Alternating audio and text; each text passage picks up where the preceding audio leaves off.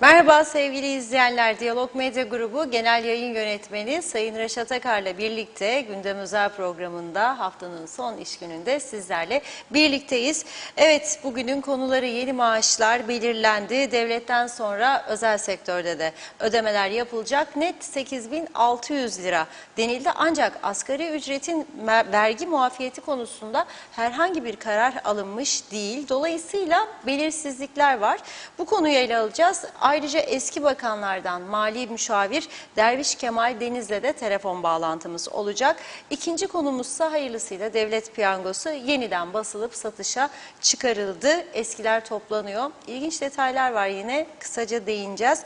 Üçüncü olarak Rum müzakere heyeti üyelerinden bir tanesi Kran Montana'da olanlarla ilgili deprem etkisi yaratacak açıklamalarda bulundu. Rumlar şimdi bu konuyu tartışıyor. Peki iddialar ne? Son olarak da adli konular, ilginç olaylar yaşanmaya devam ediyor sevgili izleyenler. Son 2 günün en önemli, en dikkat çekici olaylarına değineceğiz. Evet Reşat Bey, merhaba. Merhabalar Funda Hanım. Herkese hayırlı günler, hayırlı cumalar dileyerek başlayalım. Evet. Bugün diğer günlere nazaran biraz daha sakin bir gündeyiz. Yani en azından bakan değişikliği yok, ne bileyim elektrik kesintisi yok mu? Var. Evet, elektrik kesintisi yoktur demeye hazırlanırdım ama Arasta bölgesinden bugün telefon geldi. Arkadaşlarımız konuştu. Saatlerce Arasta bölgesinde elektriklerin kesik olduğu bildirildi bize. Bu elektrik kesintileri ne zaman sona erecek? Hiçbir zaman sona ermeyecek. Bu sistemle, bu yapıyla 3 ayda 4 yönetim kurulu değişmesiyle, 3 ayda 3-4 ayrı bakana bağlanmasıyla bu kurumun düzelmesi ve ülkeyi karanlıkta bırakmaması mümkün değildir. Mümkün değildir. Bu yapıyla bu iş bugün iyi günlerimizdir diye düşünüyorum. Ama kesinti vardır. Tabii kesinti var bazı bölgelerde. Artabilir mi? Evet, artabilir. Dün bir miktar bahsedecektik. Gündemde vardı. Bahsedemedik. Geçen gece Alsancak bölgesinde trafo patlaması oldu. Oradaki trafo merkezi yanmaya başladı ve itfaiye ekipleri zamanında yetişmeseydi çok ciddi bir sorun gündeme gelecekti. Bütün bölge belki günlerce elektriksiz kalacaktı. Neden yanıyor oralar biliyor musunuz? Çünkü etrafında bütün trafo merkezlerinde hemen hemen ağaç boyuna gelmiş kuru otlar var. Bir sigara attınız mı izmariti yanıyor ortalık. Dolayısıyla elektrikte her zaman sorunlar bizi bekliyor. Trafo merkezleri denetim altında değil, kontrol altında değil. Elektrik üreten jeneratörler eskimiştir. Yenilenmesi için herhangi bir plan, program, proje yoktur. Çok kötü bir akaryakıtla üretim yapılmaktadır. Zehirlemeye devam etmektedir insanları. Dolayısıyla bu şekilde gelecek. Ama nasıl gidiyor biliyor musunuz? Öncelikle tabii ki maaşları konuşacaktık ama elektrikten söz geçince onu öne almak zorunda kaldım. Bakanlar Kurulu yeni bir karar üreterek elektrik kurumuna akaryakıt alımı için 100 milyon Türk lirası daha borçlanma kararı almış. Elektrik kurumuna kefil girerek fasıl 171 diyor, elektrik inkişaf yasasının 18. maddesi uyarınca Borç Yönetim Komitesi'nin aldığı karar doğrultusunda kurumun akaryakıt temininde yönelik borçlanması maksadıyla Credit Westbank Limited'den yıllık %20 faiz oranıyla 100 milyon TL tutarında 24 ay vadeli taksitli kredi alınmasına karar verildi. İnşallah bu parayı bulurlar da öderler geri bankaya. Çünkü çok bankaya borç var elektrik kurumunun ve nasıl ödeneceği de bilinmemektedir. Yani bir tek alternatif var gibi görüyorum önümüzde. Sürekli zam yapmak. Bu zamlar da nereye kadar? Nereye kadar? Bir iş yerinden bugün bir çok değer verdiğim, sevdiğim, saydığım bir büyüğüm aradı beni. Dedi ki ne kadar elektrik faturası verdik bugün geldi bize son ay dedi, biliyor musun dedi. Yok dedim. Sizin ne kadar dedi. Dedim 2 bina var. Bir tanesi 13 binlerdeydi, çıktı 39 bine dedim. Bir tanesi 5 binlerdeydi, çıktı 13 bine. Bizim dedi 100 bin lira. Nasıl çıkacağım ben bu işin içinden dedi. 100 bin lira sadece elektrik dedi. Nasıl çıkacağız biz bu işin içinden? Mümkün değil dedi. Dedim para basma makinesi bulursak para basalım, sürelim. Piyasa olur biter. Başka türlü bu çarkın içinden çıkmak kolay değildir. Artık herkesin çok dikkatli olması gereken bir sürece girdik. Ama çalışanların da iş yerlerinde çok dikkatli olması gerektiği bir dönemdeyiz de aynı zamanda. Sadece patronlar, mal sahipleri, yöneticiler değil, çalışanlar da. Yani odadan çıkıyorsun, göreve gidiyorsun dışarıya, kimse yok. O klimayı kapatacaksın be arkadaş. Işıkları kapatacaksın. Biz de tasarruf yapmayı bilmiyoruz. Tasarruf yapmasını bilmiyoruz. Devlet kurumları sabahtan 7'de yoldayken 7.30'a 8'de odacısına, sekreterine telefon açıp çalıştır klimayı da yoldayım demeyecek hiçbir yetkili. Diyenler varışa da ifşa edilecek. Çünkü o devlet kurumlarının elektrik parası bizlerden topladıkları vergilerden ödeniyor. Bizleri enayi yerine koymasınlar. Ama iş yerlerinde de çalışanlara da çok görev düşüyor. Evinde klimayı açıp açmamaya tereddüt eden adam veya hiç çalıştırmayan iş yerinde 24 saat klimayı açık bırakmamalı. Bırakan adamdan zaten o kuruma hayır gelmez. Sorumsuz demektir. Ben gerçekten bu düşünceliyim. Ama bu borçlanma nereye kadar? 100 milyon daha ne kadar oldu borçları elektrik kurumunun? Onu da bilmiyoruz. Piyasa hangi bankalara ne kadar borcu var bilmiyoruz. Çok önemli. Ve nasıl ödenecek, ne ile ödenecek o da bilinmiyor. Şimdi tabii bu arada maaşları devlet baba ödedi. Güzel. Herkes ödendi. Nereden buldu? Sayın Başbakan bir espri yaptı. Dedektörle dedi.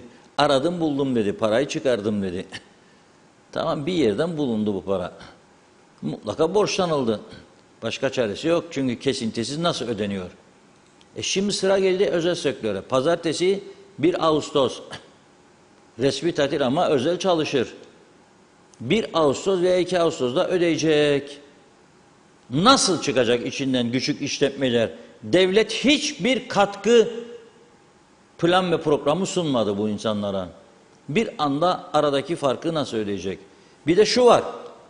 İşçisine vereceği paradan ziyade daha önce asgari ücret vergiden muaftı ama şimdi asgari ücretin vergiden muaf olduğuna dair yeni asgari ücretin bir karar almadı hükümet. Yasa gücünde kararname veya yasa değişikliği yapması lazım. Onu da yapmadığı için şimdi bu asgari ücret üzerinden maaş ödeyenlere çok ciddi vergiler çıkacak. Hem gelir vergisi hem de ihtiyaç sandığı sosyal sigorta vergisi. Buna da bir düzenleme getirmeden ayaküstü verdik oldu da bitti maşallah. Verdin de asgari ücret vergiden muaftı. Bunun kararı nerede? O karar çıkmadı. Bugün Kudret Özersay çok uyarıcı bir açıklama yaptı bu konuda. Az sonra da Sayın Derviş Kemal Deniz'le bağlantımız olacak. Eski Ekonomi Bakanı, Mali Müşavir, bu konularda uzman birisi. Onun da görüşlerini alacağız. Şöyle diyor Özersay, yasa geçirilmediği için asgari ücretten vergi de alınıyor diyor. Asgari ücretten en azından vergi alınmasın diye yasa tasarısı meclise gelmesine ama meclis tatile girince konu komiteye gönderildi. Orada kaldı. Komitenin bir üyesi Maliye Bakanı oldu. komite asgari ücreti vergiden muaf kılacak değişikliği henüz hiç görüşmedi. Sonra da insan neden meclise ve siyasete tepkili diye soruyor bazıları diyor. Çağırsanıza diyor bir olağanüstü toplantı, yoksa Ekim ayında meclisin açılmasını bekleyeceksiniz. Ekim ayına kadar, Temmuz'dan başladı. 1 Temmuz'dan itibaren Temmuz, Ağustos, Eylül, Ekim 4 ay vergi toplayacaksın demektir. Yasa geçirmedin çünkü sen. Yani bir anlaşılmaz bir düzen içinde gidiyoruz. Bir karar alınıyor, yarım karar. Altı doldurulmamış. Yapın gitsin de Allah kerim falan filan. Olmaz ama. Olmaz. Peki acaba bu soru şudur şimdi.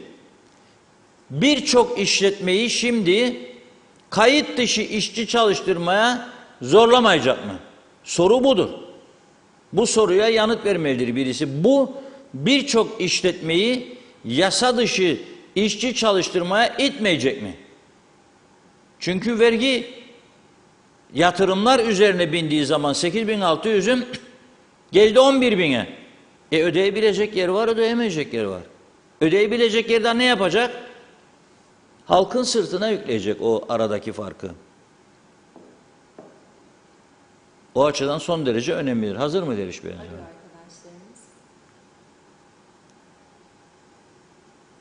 Şimdi bu konuyu Sayın Derviş Kemal Deniz'le konuşmak istiyoruz. Mali murakip olarak, çünkü şirketler hesaplarına onlar da bakıyor. Özel şirketler, mali murakipler ve onlar tabii herhalde müşterilerle de konuşuyorlar. Müşteriler ne söylüyor, ne ediyor. Bir de Çalışma Bakanlığı'nın bildiğiniz gibi denetim yapacak yeterli elemanı yok. Yani bugün kayıt dışı çalıştırmaya başlayın, kolay kolay tespit edilmesi de mümkün değil. Evet, telefon bağlantımız hazır. Sayın Derviş Kemal Deniz hattımızda. Merhaba, hoş geldiniz yayınımıza. Alo. Deriş Bey merhaba. Selamlar Reşat Bey. Nasılsınız? İyiyim. İyiyim, sağ olun sizler. Çok şükür. Şimdi böyle bir ortamdan da geçiyoruz. Hem ülkede birçok iş karışık, hem de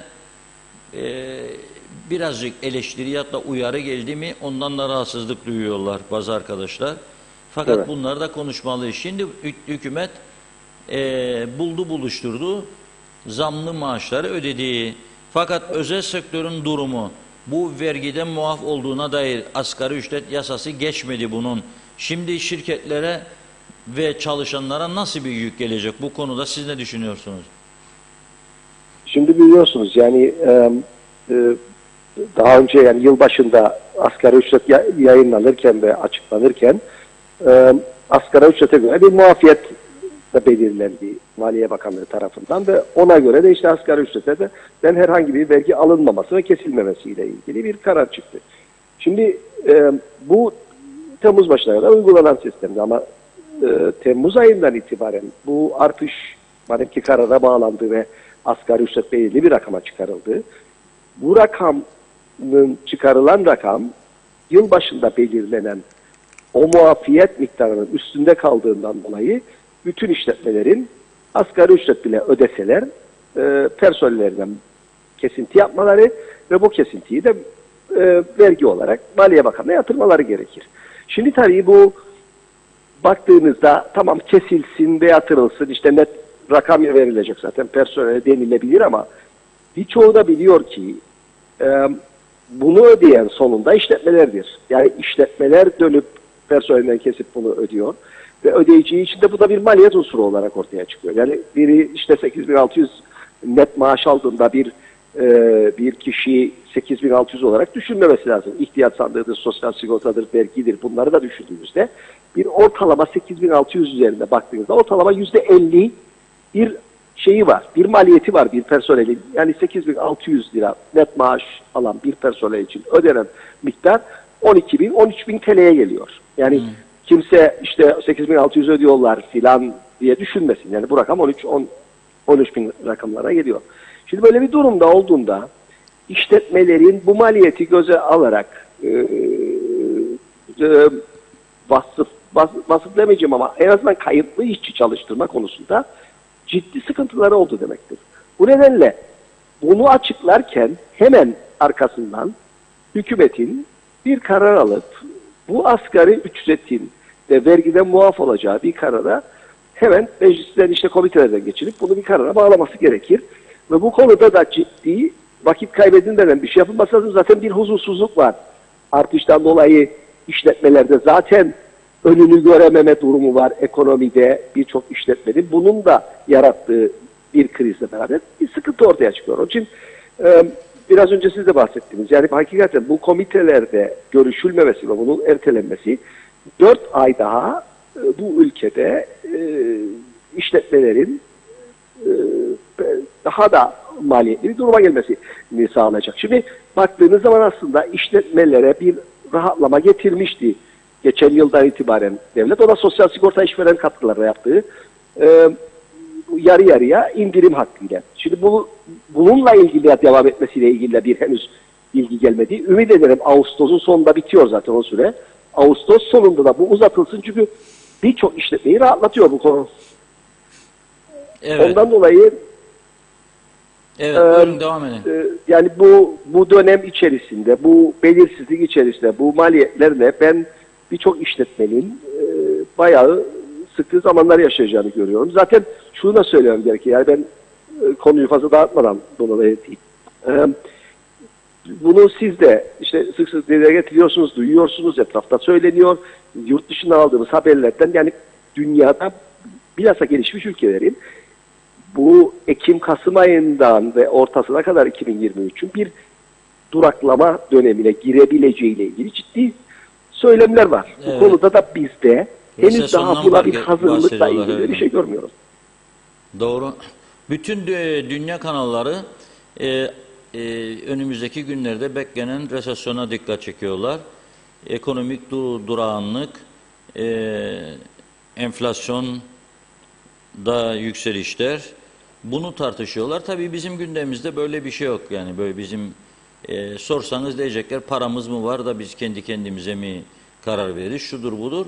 Ama en azından bir insan kendi ailesini yönetirken bile aile bütçesini gelir ve giderine göre hesaplar değil mi? Evet, Yazar evet. gelirim nedir, giderim nedir? Bu ben görüyorum bu da yapılmıyor. Bir taraflı karar alınıyor. Mesela vereceğim diyor ama nasıl vereceğini veyahut da diğer kesimin özeldekinin nasıl vereceğine ilişkin bir fikir üretmiyor. Evet. Üretmiyor. Asgari ücret 8.600 çıktı net. Çok mudur? Değildir. Ama bunu da vasıflara ayırmaları lazım artık geldiğimiz dönemde. Çünkü asgari ücretli çalışan adam var. Klima altında rahat iş yapar. Asgari ücretli çalışan vardır. 45 derece güneşin altında dışarıda görev yapar. Risk payı vardır falan filan.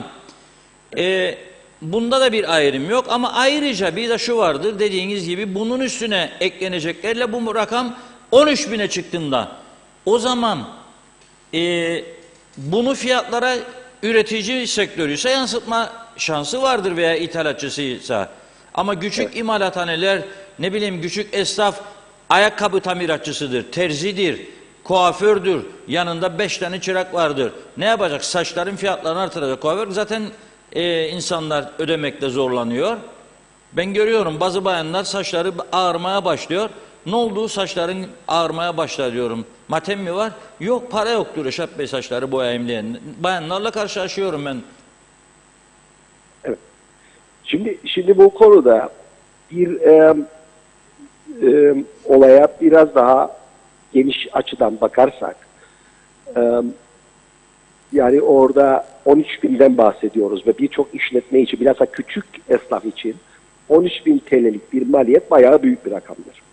Ve sık sık bu dile getiriliyor artık basında da yayınlanmaya başladı. Kayıtlı işçiden insanlar daha ucuza gidecek kayıtsız işçiye yönelme var. Bu çok ciddi bir sosyal sıkıntıdır.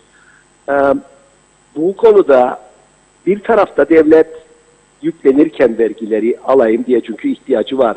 Devlet bir artış verdi devlet memurlarına, emeklilere ihtiyacı var. Diğer taraftan da özel sektörün ve bilhassa işletmelerin bir vergi indirimine ihtiyacı var. Yani burada bir karşılıklı farklı mevcut beklentiler var. Devlet daha fazla vergi beklerken diğer tarafta da indirim bekliyor. Ama bu ikisi arasında sıkışan da bir daha bu çalışan kesim var. Neden arasında sıkışan kesim var?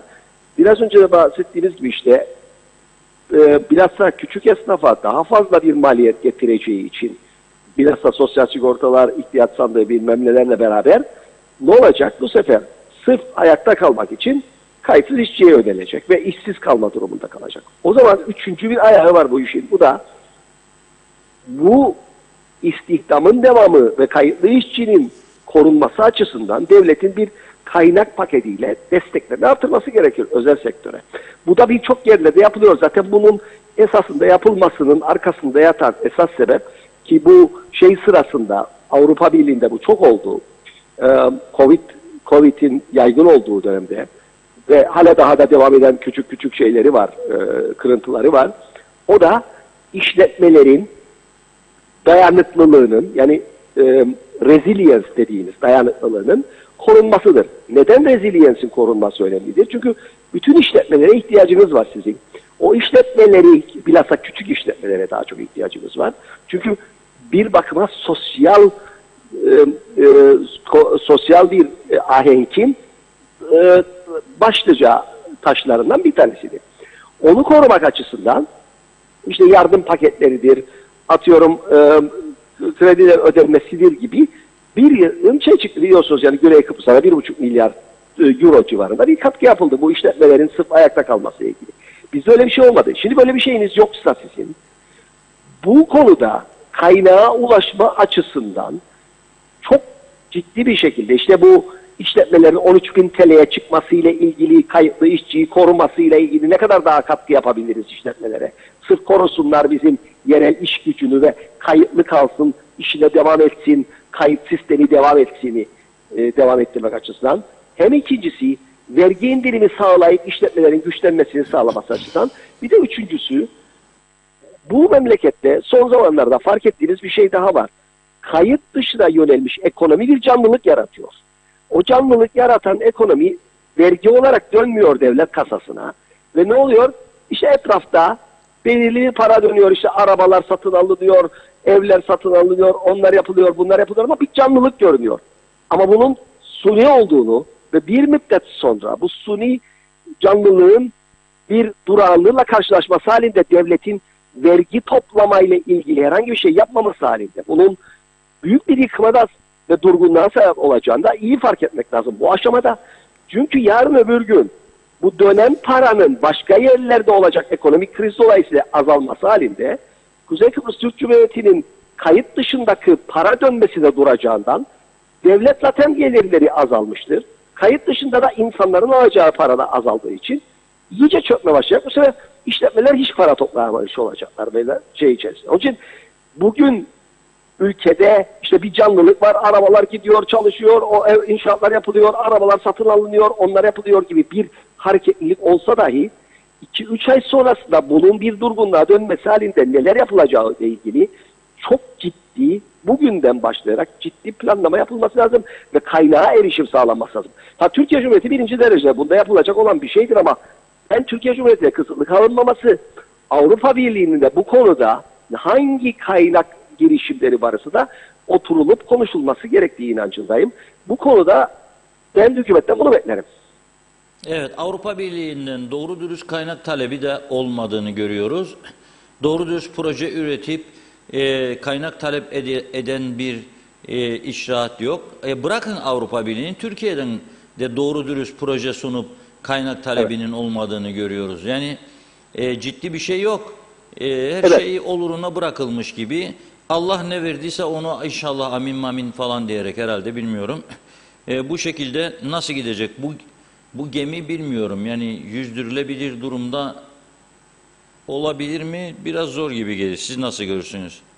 Ben şunu söyleyeyim. Yani ben yani ara sıra böyle küçük küçük yazılarla bunları halka en azından ilgisini çekmeye çalışıyorum ki bu konuya biraz daha değinilsin. Çünkü ben o duruma doğru yani işte biraz önce bahsettiğiniz gibi Avrupa'dan kaynaklara ulaşma, Türkiye'den doğru düz Türkiye'ye proje yapıp gelmemesinden dolayı bir yaşanan bu kaynağa ulaşmadaki sıkıntının 2-3 ay sonra bize kapıya geldiğinde, yani çünkü bakın Kuzey Kıbrıs Türk Cumhuriyeti dünyadan izole olmuş gibi görülse de dünyadan pay alır. Turizmden pay alır, ticaretten pay alır, farklı şeylerden pay alır.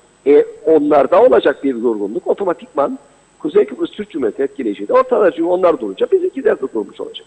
Şimdi bunları göz önünde bulundurarak sizin neye ihtiyacınız var? Artıyorum. Muhtaç insanlara ne kadar katkı yapacaksınız? Destek isteyen ve kredilendirme gereken ucuz krediye ulaşmada ne kadar ulaşacaksınız?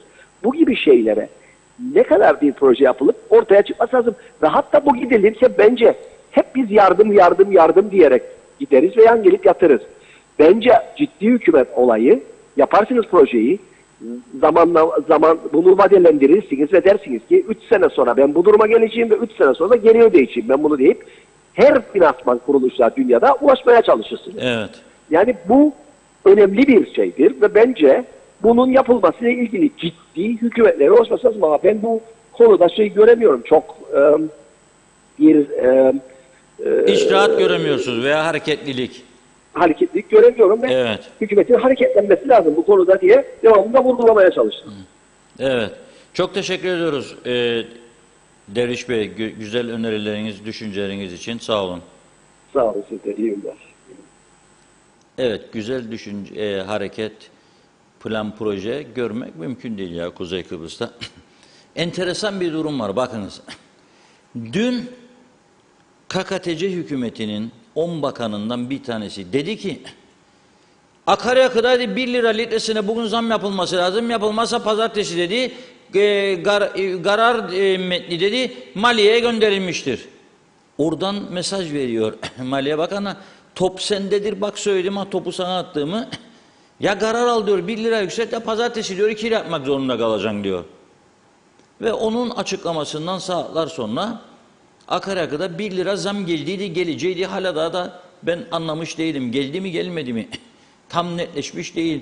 Geldi mi gelmedi mi? Bu bile yani. Kaldı ki akaryakıda zam geldiyse veya gelmediyse meselesinin yanı sıra biz artık öyle bir duruma geldik ki Kuzey Kıbrıs'taki araç sayısına neredeyse eşitlendi güneyden gelenlere de satıyoruz ve onlardan da vergi alıyoruz. Ama onlar o kadar bir rahatsız ki bugün beni bir çok değer verdiğim sevgili bir büyüğüm aradı. Dedi ki Rumcası çok iyi. Rum radyosunu dinlerim diyor bu sabah diyor. Ciddi tartışıyorlar. Bazı kesimler Rumlara diyormuş gidiyorsunuz Durkoslardan alıyorsunuz bu akaryakıt ama bozuktur bunların benzini arabalarınızın motorları bozuluyor. Bak birçok insan işte radyoda öyle derlermiş. Haber merkezine gelen bilgileri var. Motorlarda arızalar başladı falan. Neden? Çünkü kalitesiz benzin, kalitesiz mazot koyuyorsunuz. Buradan belki de 2 yıldır, 3 yıldır devamlı çağrı yapıyoruz. Diyoruz ki biz de istiyoruz vatandaş olarak bu aracımıza koyduğumuz akaryakıtın kalitesini açıklayın zaman zaman. Bu bir güvencedir, güvendir, halka bir güven vermektir, moral yükseltmektir. Sizin sattığınız ürüne güven vermektir. İnsanlar güven duyduğu bir şeye yaklaşır. Güven duymuyorsa yaklaşmaz. Aynı durumdur. Ve çok da örnekler verdim ben. Yıllar önce olanakların çok daha az olduğu dönemde Tarım Bakanlığı'na bağlı birimler vardı. Onlar ellerinde demir çubuklar kamyonetlerin arkasına koyarlardı. Demir çubukları giderlerdi, benzincileri gezerlerdi. Çubukları batırırlar, çıkarırlar ve ölçerlerdi. Acaba bu akaryakıt kuyusunun içine benzinci herhangi bir madde karıştırdı mı daha ucuz olduğu için mesela fuel oil, lamba suyu, gaz yağı yani veyahut da su karıştırdı mı acaba içine ve bulup çıkardıkları oluyordu. Bazılarını cezalandırıyorlardı, kapatıyorlardı, bir süre için tekrar açıyorlardı. Yıllardır ben böyle bir haber duymadım. Yıllardır böyle bir haber duymadım. Meydan boştur yani. Ama bak o taraf nasıl bir propaganda yapıyor? Neden? Çünkü Rum tarafındaki akaryakıt bayilerinin müşterileri azaldı. müşteri azalınca gelirleri gittikçe aşağılara düşüyor. Ve hem Rum yönetiminin vergileri de topladığı vergiler de azalıyor. Ve ciddi bir kampanya başlattıklarını görüyoruz bu konuda. Ama bizim tarafta şimdi mesaj yazanlar vardı, programa başladık. Sınır kapıları adeta işkence merkezi. Evet, dün ben de gördüm. Sınır kapıları hala da işkence merkezi. Ama bakın, bazen bizden, bazen onlardan. Dün mesela Rum muhaceret kapısında, Metehan'da tek kapı inatla sürdürüyordu. Arkadaşları aradım, dedim ki Metehan'da yine izdiham, koyunuz son dakika ekranlara. Ve Rum polisi kasıtlı bir şekilde ikinci kapıyı açmıyor. Teknik komite nerede? Böyle bir son dakika koyduk dün biz. Bakınız, hiçbir başka kanalda bunu bulamazsınız. Çünkü öyledir. Yayıncılık anlayışlar farklıdır. Bizim böyledir yayıncılık anlayışımız. Gördük, duyduk, anında gündeme getiriyoruz, harekete geçirelim de.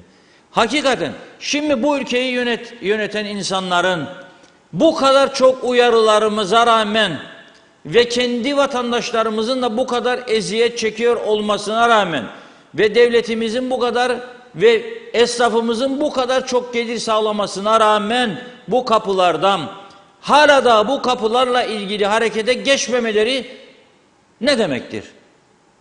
Ben sizin yorumlarınıza bırakıyorum. Ne demektir?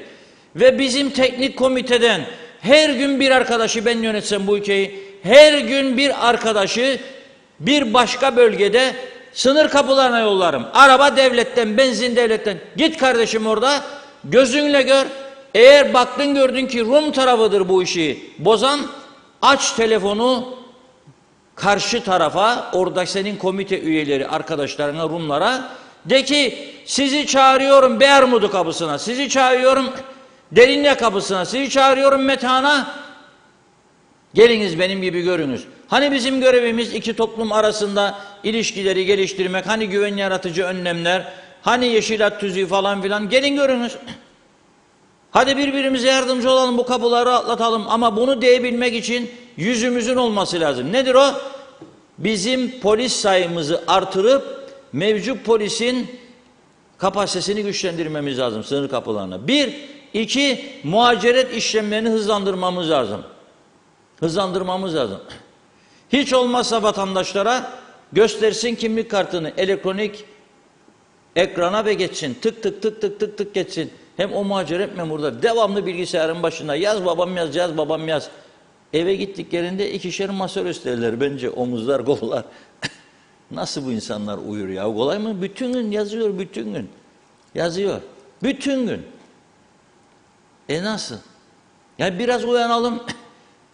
Biraz uyanalım. Uyanma da yok. Allah verecek, merak etme, Türkiye ana vatan yanımızda olduğu sürece diye başlarlar söze. Tamam da ana vatan de ondan sonra da şikayet etmeyeceksin sana. Kimi bakan yapacaksın ya müdür müsteşar yapacaksın eğer derse birisi diye diyorum yani. Mesela Muzaffer. Buyurun Funda Hanım. Evet, mesajlara başlayalım. Biraz geciktik, biraz kaçan mesaj oldu ama olsun. Çok teşekkür ediyoruz ilginize. Hasan Tosun'un mesajını görüyorum. İlk Reşat Bey, Mesarya'da ağaç yok. Aslanköy kavşağı, evimin etrafına ağaç ekiyorum. 8 yıl var. Bir haftadır evimin karşı tarafını birileri orada olan ağacı kesip gidiyor. Yazıktır. 177'yi aradık, bildirdik, polisi aradık. Kimse hiçbir şey yapmadı. Erdinç Akün iyi yayınlar demiş. Mehmet Uluçaylı da, Cengizhan Refikoğulları da. Ahmet Ulubay, önerilen ucuz elektrik niçin kabul edilmiyor? Anlaşılır gibi değildir. Erdal Yarkın da iyi yayınlar diliyor. Hasan Nihat Erduran, devlet ambargolu fakirdir ama doğru gelir vergisi de toplayamıyor demiş. Daha çok üzerine gidin diyor. Ekonomi olmaz ambargolu. Rekabet edemez. Bir de %60 faturasız, fişsiz iş döner ve vergi kaçırılır. Herkes bunu bilir de işine gelmez dile getirmek. Herkes mi statükocu oldu? Nedir bu? Adalet. Can Özyiğit, merhabalar. Hayırlı yayınlar. Bu halk dayanamayacak bir duruma geldi. 2 kuruş artış verdiler. Bunu bile beceremediler. Şimdi özelden de mesaj gelince ekranım kapanıyor. Rica edeceğim. Harun Bey lütfen. Evet. Dayanamayacak duruma geldi. 2 kuruş artış verdiler. Bunu bile beceremediler. Hep söylerim, marketleri denetleyen resmen soygun düzeni kuruldu. Birileri bunun ceremesini ödemelidir diyor. Zehra Curcioğlu zamanında ihaleye çıkıp fahiş fiyatla yakıt almasalardı eğer, şimdi bu 100 milyonluk ekstra borçlanmaya da ihtiyaç duyulmayacaktı. Mustafa Gürsoy, iyi akşamlar. Yasalarda hesap verme ve devlete verilen zararın geri ödenmesiyle ilgili yasal düzenlemelere ihtiyaç vardır. Barış Erdoğan, Reşat Bey, ya ben sizlere dedim gelin kaçalım. Vallahi şu an Karadeniz'de soba yakıyorlar. Size değer var, gidelim bakalım, bunları boş verin diyor. Evet, Tema Yavaş iyi yayınlar dilemiş. Celal Harun. Evet, Elsen Genel Kurulu 30 Temmuz 2022 tarihinde yapılacak mı yoksa 6 Ağustos'ta mı? Ertelendi. Bu konuda ilgili Elsen yetkilileri bir duyuru yapmalarını rica ediyor. Erol Topçu hayırlı yayınlar demiş. İsmet Drangoz'da fotodan selamlarını yolladı. İsmet Özel zaten hep yasa dışı değil miydi? Erol Hasan Avustralya'dan selamlarını yolluyor. O da iyi yayınlar diledi. Mehmet Uluçaylı, devlet bir an önce kaçak iş gücünü kontrol altına almalı, gelirlerini artırıcı önlemler almalı. Bir an önce hükümet kendine çeki düzen vermeli ve kendinden başlayarak artık örtülü ödenekleri ve icaz ikramları kısıtlamalıdır. Hasan Nihat Erduran, gelir vergilerini isim isim mesleklere göre ayrı ayrı tasnifli yayınlayın. Herkes görsün kim nasıl yaşar, ne gelir vergisi öder. Ya sövsünler diyor ya iftihar etsinler. Evet, mesela ilk basından başlayın, şampiyon kim bilelim demiş. Hasan Bey ayrıca diyor ki bir de teşvik, destek, sübvanse alanlar yıl sonu ne gelir vergisi vermiş bilelim, şeffaf olmak iyidir. Ahmet Halil iyi yayınlar diledi. Evet, Mehmet İnancı acilen 20 yılca ihtiyaç duyulmaktadır. Başka çare kalmadı. Necdet Mavi Gözlü, Kuzey Kıbrıs Birleşik Afrika Pakistan Cumhuriyeti'nden bize iyi yayınlar diliyor. Hayırlı cumalar. Bugünkü Diyalog gazetesinde yine Afrika kökenliler başrolde. Polis ihbar üzerine bir eve baskın yapmış. 6 kişiyi tutuklamış. 6 kişinin 5'i burada kaçak olarak kalıyor. Yani bu insanlar, özellikle bu Afrika kökenli insanları, geleni gideni kontrol etmek lazım. Burada kaçak olanları hemen deport etmeleri gerekir. Yoksa bekleyeceksiniz suç işlesin ve burada kaçak mı kalıyor tespit edesiniz. Zaten 3 kişi deport ediyorlar, 13 kişi başka geliyor. Bu Afrika kökenlilerin buraya gelişlerinin tamamen yasaklanmaları gerekir. Yoksa işimiz çok zor. Neler yaptıklarını bizim çok bilen bakanlarımız görmüyor mu? Yoksa bana dokunmayan yılan bin yaşasındalar mı? Ama unutmasınlar, o gün gelir, o yılan kendilerini de sokar dedi. Nazime Nalbant, evet Reşat Bey, Funda Hanım. Kıbrıs'a geldiğim günde çok şükür elektrik kesintisi olmadı. İnşallah da bir daha bu elektrik kesintisi olmaz ve halkımız da daha rahat bu sıkıntılı günleri geçirir diyor. İnşallah her şey daha iyi olacak. Koca Avrupa bile şimdi çok pahalılıklarla sıkıntı çekiyor. Sabırlı ve dayanıklı olmalıyız. Birlik, beraberlik ve merhametli olalım. Bu zor günler geçecektir. Allah büyüktür. Londra'daki eşime, aileme ve sevdiklerime de selamlar, sevgiler demiş. Nikos Bülent Antonio iyi yayınlar diledi, o da. Teşekkür ediyoruz. Seyer Aker selamlar. Siyasiler her gün baklava yerler diyor. Halk kuru yemiş bile alamaz oldu. Zehra Curcioğlu, hükümet kulağını tersten tutuyor. Vergileri, girdileri indirerek tüketici fiyat endeksini düşük tutup halka yansıtacağı hayat pahalılığını buna paralel düşük tutsa zaten çalışanlara ödeyeceği bu parayı ödemek için vergilere ve zamlara asılmasına da gerek kalmayacak. Kısacası işin özü hayat pahalılığı oranını düşük tutmayı sağlamaktır. Mehmet Uluçaylı, Derviş Bey'in yorumlarına katılıyorum demiş.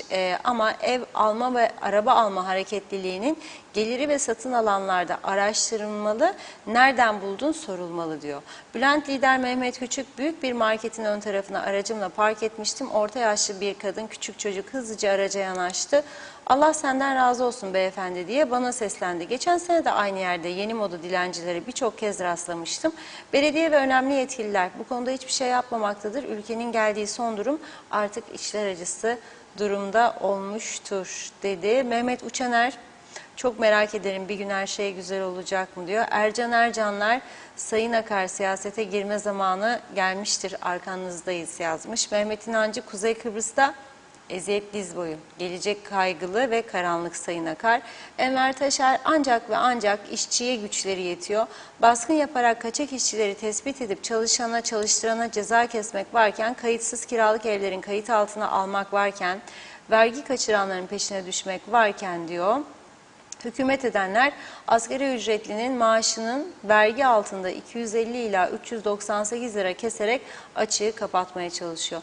Bırakın diyor asgari ücreti, açlık sınırının bir miktar verdiniz, o parayı da vergiyle, benzinle, daha yazamadığım birçok şeyle demiş geri aldınız. Alacaksınız. Mustafa Özcan, iyi yayınlar dilemiş, hoş bulduk. Sevda Uçer, evet, teşekkür ediyorum. Demiş ki Sevda Hanım, bu dükkan kapansın artık, bıktık usandık. Her gün tiyatro seyretmekten. Ömer Bozkara Vezirler yazdı, bir izleyicimiz sormuştu. Ersen seçimi 6'sında yapılacak diyor. Şengül Emina'ya yetkili, marketler denetlensin. Çare değil artış. Abe Hüseyin, evet, problemler aynı demiş, sorunlar aynı. Sorun Türkiye'dir, çözüm Kıbrıs Cumhuriyeti, Avrupa Birliği'dir. Zeka Uçer Londra'dan selamlarını yolladı. Neşe Akçaabat Derviş, biz Londra'dan, güneyden Kıbrıs'a geliyoruz. Oradan arabayı kiralayıp kuzeye geçeceğimiz zaman sigorta yerleri kapalı oluyor. Mecburen arabayı da orada bırakıyoruz. Düşünün, eğer Karpaz'a gideceksek araba kiralayıp gidiyoruz. Çünkü gece yarısı uçak iniyor ve diğer gün tekrar sınıra gidip arabayı almamız gerekiyor.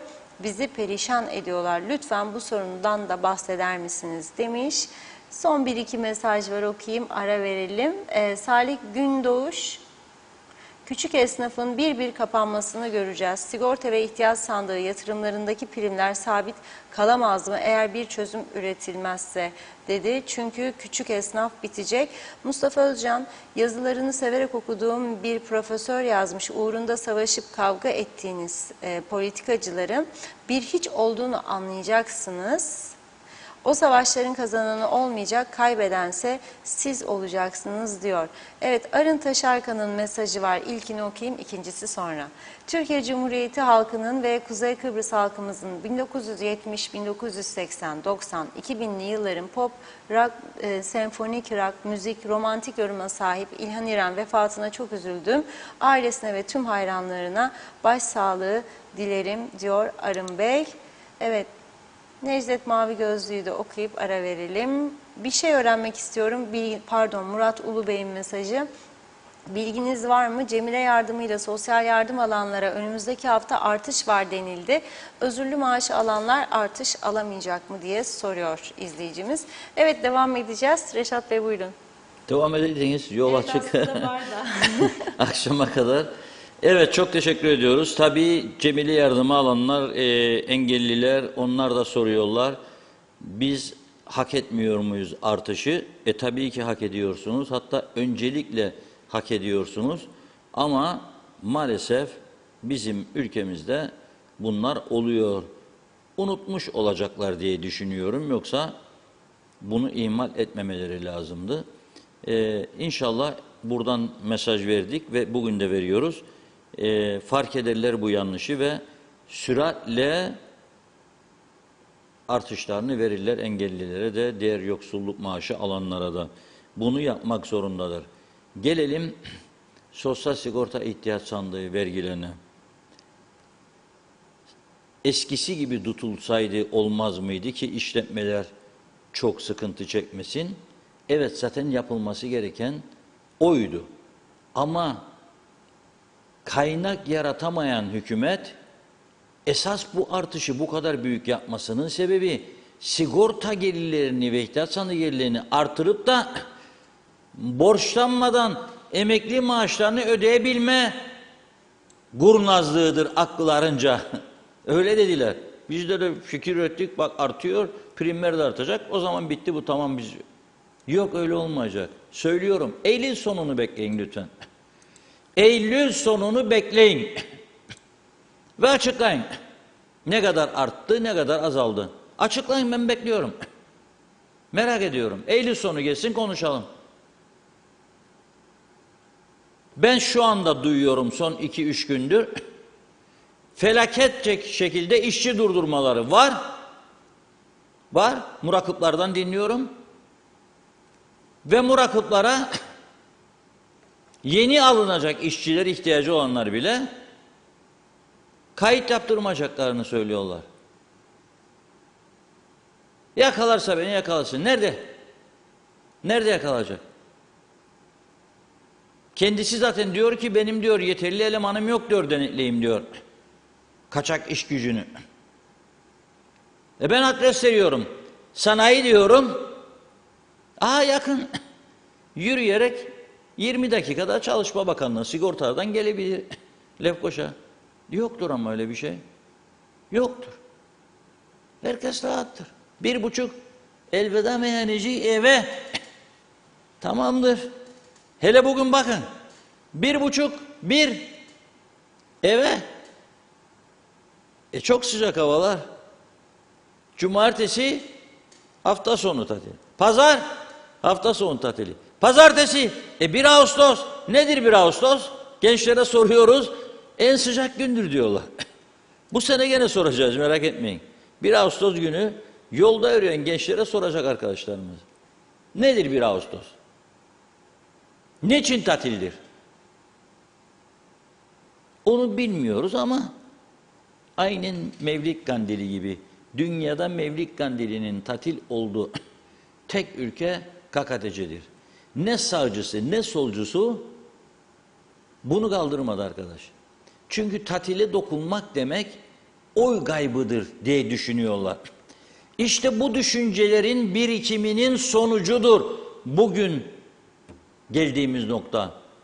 Kuyunun içine bir anda düşmedik ya. Kuyu bizden çok uzaktaydı. Adım adım yürüdük, kuyunun kenarına doğru geldik. Tumba içinde. Ve hala da bu zihniyet devam edecek. Tek başına iktidar olacak. Mesela bir parti. Tek başına iktidar yürüyüş. Yürüyelim arkadaşlar. Yürüyelim de hiçbir şeyimiz yok ya. Seçim, bakan, makam, koruma, örtülü. Kimik ya biz? Yani kendi kendimizi kandırıyoruz gerçekten. Üzülüyorum bu kadar da kendi kendimize bu kadar da bir yalan rüzgarı. Vallahi farklı bir dizi olur, bu yalan rüzgarı vardı da bir de bu Kıbrısçığın yalanları diye bir dizi olabilir mesela. Nedir bu ya? Kendi kendimizi getirdik buraya. Şimdi de vay umutsuzluk, psikolojik sorunlar, hastaneler, vay bilmem ne, borçlar, mahkemeler, mazbatalar. Olacak kardeşim. Hep birlikte yürüdük kuyuya doğru. Bu böyle. Bir tane sendika duydunuz mu bugüne kadar? Mevlid Kandili'nin tatil olmaktan çıkarılmasını istesin. Yok. Duyamazsınız zaten. Duyamazsınız. Bunun dine bağlılıkla hiç ilgisi yok. Bu zamanında İngiliz adayı terk ederken Rumlarla Türklerin tatillerini eşitlesin diye bakmışlar bir gün eksik var. Kıbrıs'ı Türklerin tatillerinde Rumlara göre.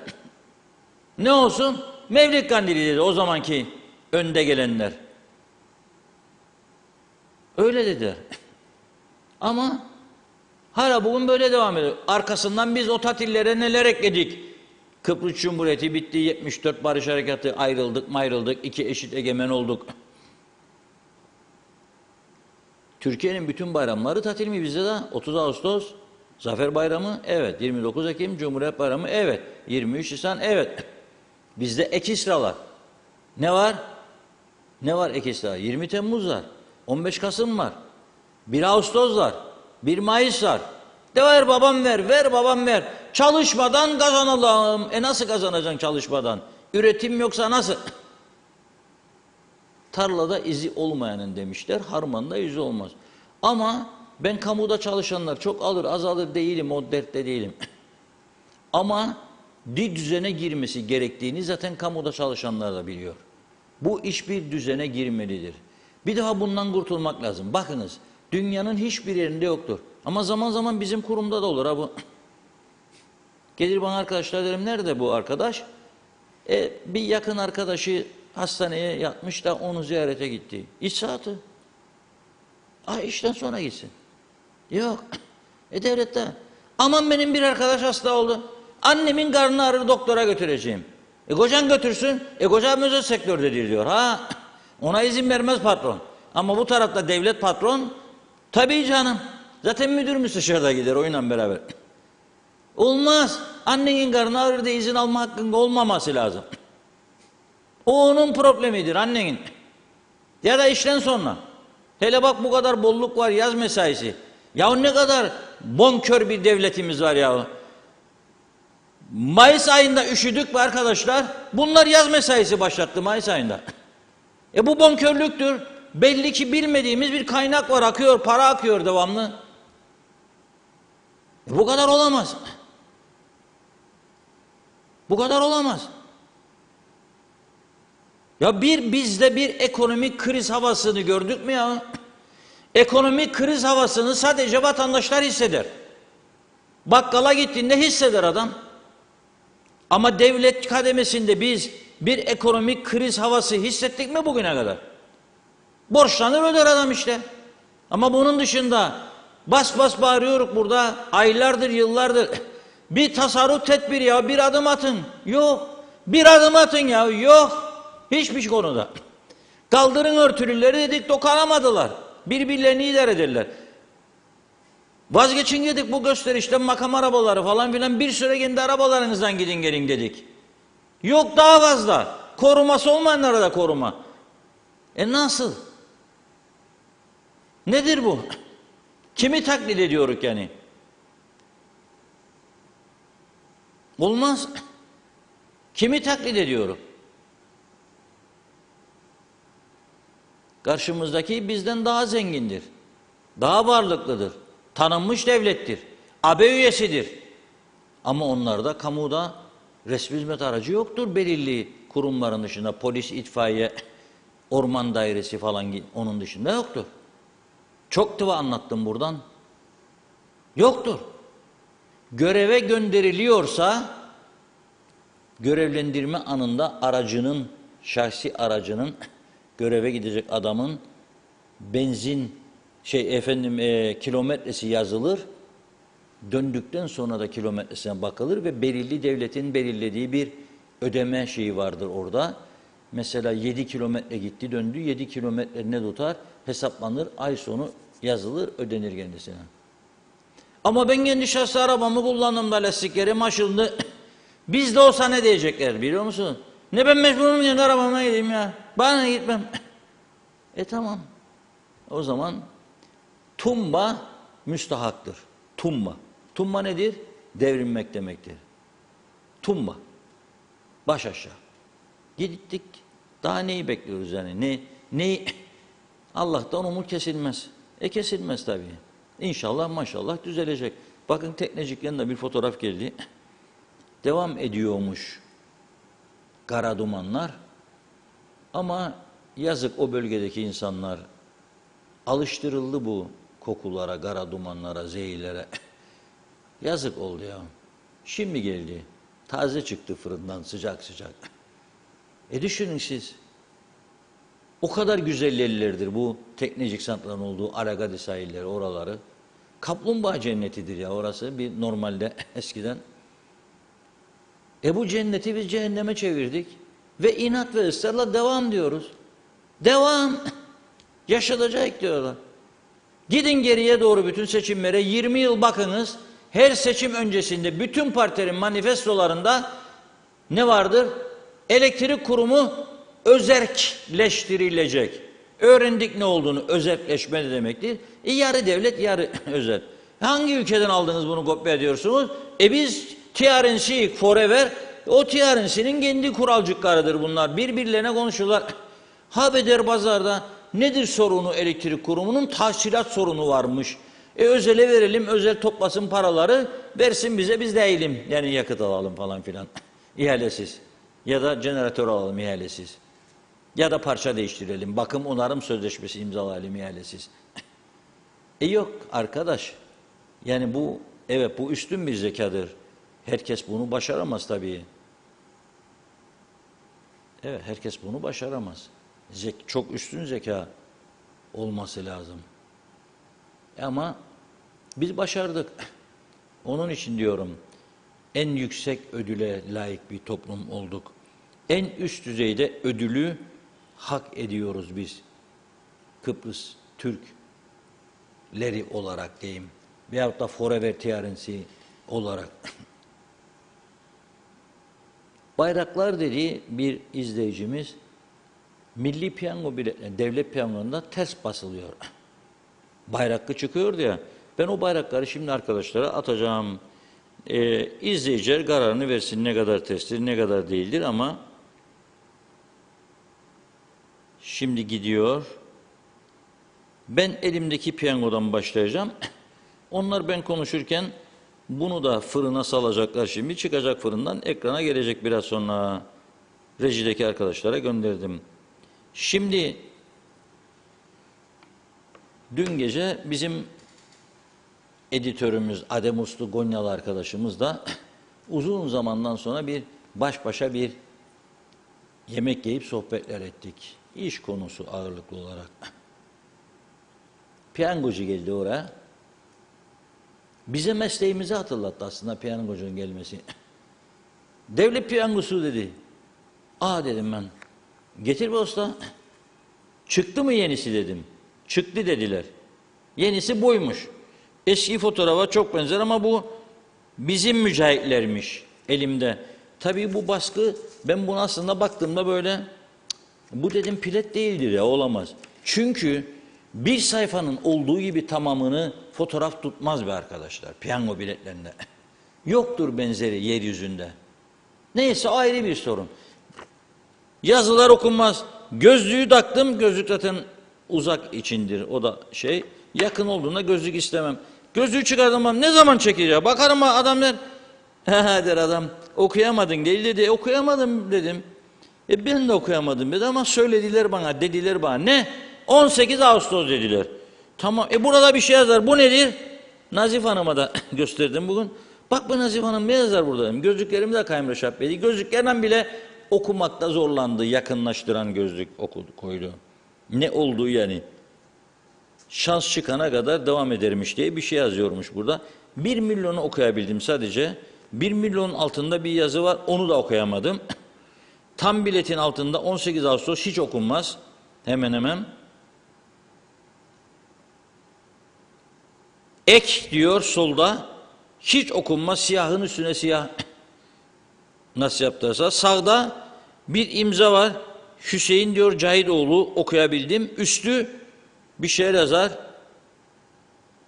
Pek okunmaz. Yönetim kurulu başkanlığını okudum. Onun üstündeki okunmaz. Bir de imza var. İmza da aslında okunmaz, belli değil.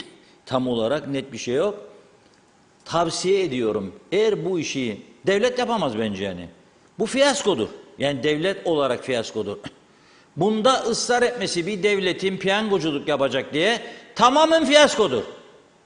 Tamamen. Makam yaratma oyuncuklarıdır bu. Küçücük Kıbrısçık'ta birbirimize oyuncuklar makam yaratma. Çünkü seçime çıkarıyoruz, aday gösteriyor, milletvekili aday veya aday 25'er bin adaylarından 50'şer olur adaylığı kazanırsa milletvekili adaylığından. Para toplayacak, 25'er 50'şer de seçim yapacak, onu da birkaç yere yedirecek, içirecek, sonra birbirlerini suçlayacak. Hediyeler, nereye gitti, nereye geldi paralar, kimlerin cebe falan çok girdi çıktı. Sonra borçlar kalacak, borçlar ödenmeyecek bir şekilde bazı yerlere. Her gelene arayacaklar, diyecekler, ya sil ya sen daha iktidara geldik, senin bir işini hallederik. Ne be benim partiden paramı ise batırdılar gitti zaten benden öncekiler. Aynen böyledir konuşmalara. Adamlar borç yaptı, ben ne bileyim elin delileri yediler işte, hesabını bulamayırık bu işin. Sen de bizden borç müsten, sil ya yanında bir şekilde seni idare ederik. Bir ihalecik verik, bir şey verik. Yok mu iş isteyen çocuk falan onu. Bu düzen midir bu? Bu düzen midir? Bu düzen midir? Bu düzendir işte. Devlet piyangoculuk yapacakmış. Fotoğrafı yanlış başmış. 8'inde çekeceğiydi Erenköy çıkarması anısına. Şimdi oldu 8'i 18'i çünkü yanlışı düzelttirdi. Dedim eskiden oldu dedim.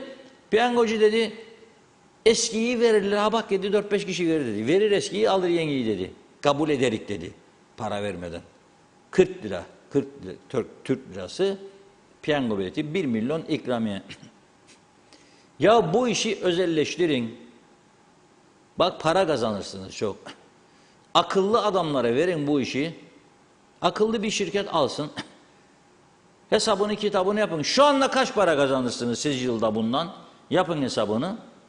Çarpın 2 ile kendisini. Öyle verin ihaleyi. Alan alsın. Akıllı adamlar alırsa patladır burayı. Bu 1 milyon çıkar 20 milyona, 30 milyona. Böyle 2'de 1'de kara gözlükler yaşanmaz. Daha doğru dürüst piyango dizaynı yapılır, çıkar. Daha iyi satış pazarlaması yapılır. Daha iyi olur. Bunu devlet nasıl yapacak? Sen her hükümet değiştiğinde hem de piyangoların bağlı olduğu bakanlık değiştiğinde yönetici değiştireceksin. Gelen adamın ne kadar ekonomik bilgisi var, ticaret bilgisi var, deneyimi var bu işlerle uğraşıp yapacak. Zaten ona ne kadar yetki verirsiniz o ayrı bir konu. Ama biz yapacağız bu işi sürdüreceğiz. Sürdürün. Sürdürün. Nasıl düzelecek bu iş? Nasıl düzelecek? Benim hiçbir umudum yok. O eski bayraklar geldiyse arkadaşlar onunla verin. Bir izleyicimiz gönderdi. Bu bayraklar diyor doğru mu diyor sizce diyor. Daha önceki çekilişlerin.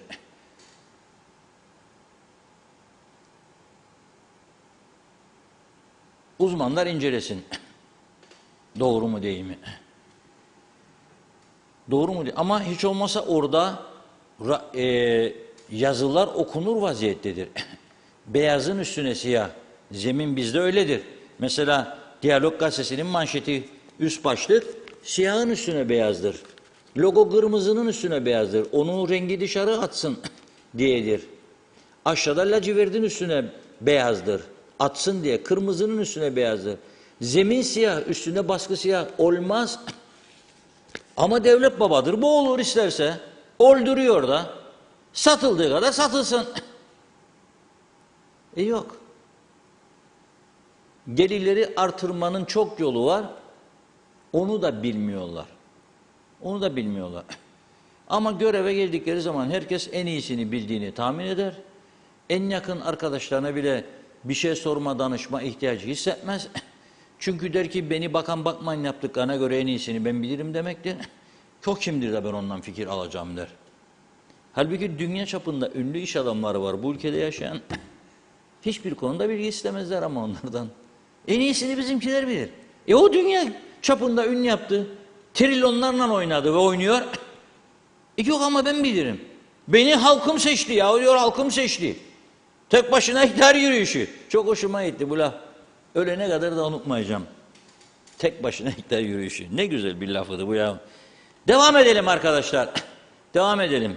Güzel bir oyun kurduk kendi kendimize. Bu oyuncuk gittiği kadar gidecek. Ya bir daha Kran Montana'da bitseydi bu iş ne olacaktı? Düşünün bakalım. Düşünün. Düşünmek istiyor musunuz? Düşünün. Funda Hanım yan bakıyor böyle. Çok mu çoğaldı yine? Çoğaldı. Biraz gidelim çoğaldı. mesajlara. Da çok önemli bir konuya götüreceğim sizi. Gerçi bizim insanlarımız, gazete okurları, televizyon izleyicileri Kıbrıs meselesini duymak, okumak istemezler. Halbuki en önemli konudur ve en tehlikeli konudur. En tehlikeli konudur.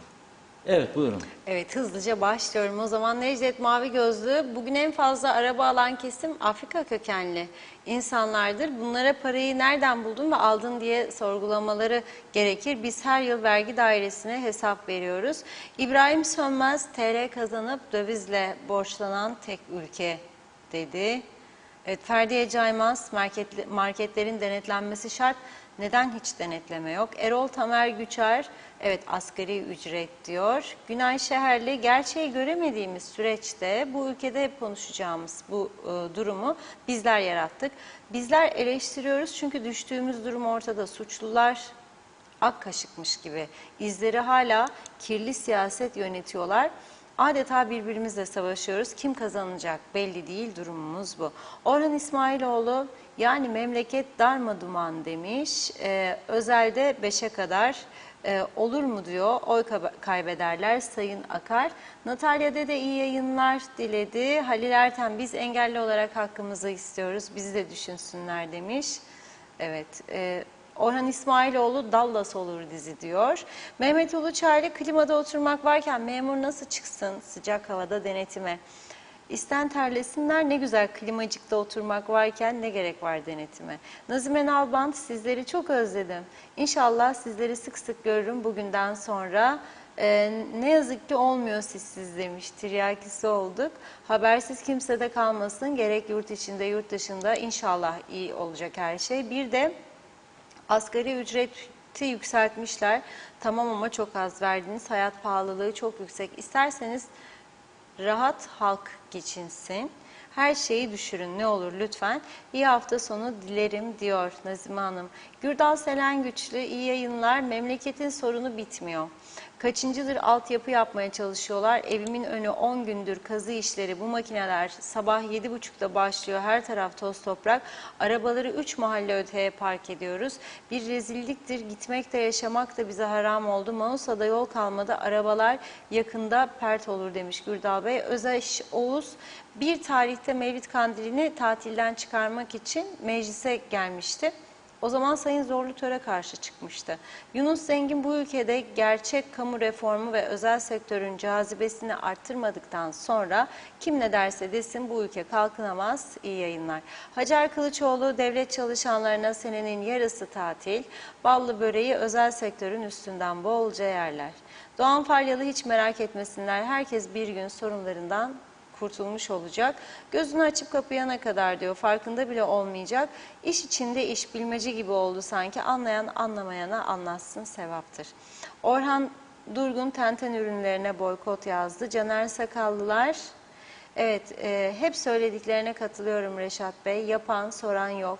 Geldiği gibi gider işte, battı balık yan gider diyor. Bir şey sorayım Reşat Bey, görevleri bitmiş cumhurbaşkanlarının hala örtülü ödenekleri var mıdır? Barış Elfinike, iyi yayınlar diledi. Hacer Kılıçoğlu, pandemi döneminde hükümet eden vatandaşların sigortası yatacak dediler. Hiçbir şey yatmadı. Biz özel sektörün suçu günahı nedir? 8 ay sigorta açığımız var. Bunu kabul etmeyen devlet yönetenler en azından düşük miktar parayla borçlanmamıza müsaade etsinler de biz yatırıp sigortamızı tamamlayalım. Gerçekten bitirdiler. Özel sektörde çalışan vatandaşları bitirdiler. Mehmet İnancı, petrole yine zam varmış Reşat Bey. Halkın iliğini de sökecekler diyor. 48 yıldır halka bir yudum yarar sağlamadı. Tüm partiler suçludur. Mehmet Bulduk, Reşat Bey doğruları söylüyorsunuz. Tebrikler. Bu ülke kangren olmuş. Yönetenlerin umurunda değil. Bir tane birisi de çıkıp ülke neden gidiyor farkındalık yaratmıyor. Vallahi de pes doğrusu müstahak. Layık olduğumuz gibi yönetiliyoruz. Biz seçtik, biz çekiyoruz. Oral Beyaz, bir çalışanın annesi veya babası hastalanırsa doktoru götürmesi, özel sektör yapmazsa hata eder demiş. Evet, Doğan Falyalı, insanlar evrim geçirdi. Bu korona yılları da başlangıcı oldu. Herkes herkes akıllı ama bir şey üretemez oldu. Dam üstünde saksan yazmış. Tahir Hoca, ganimet düzeni hala devam eder.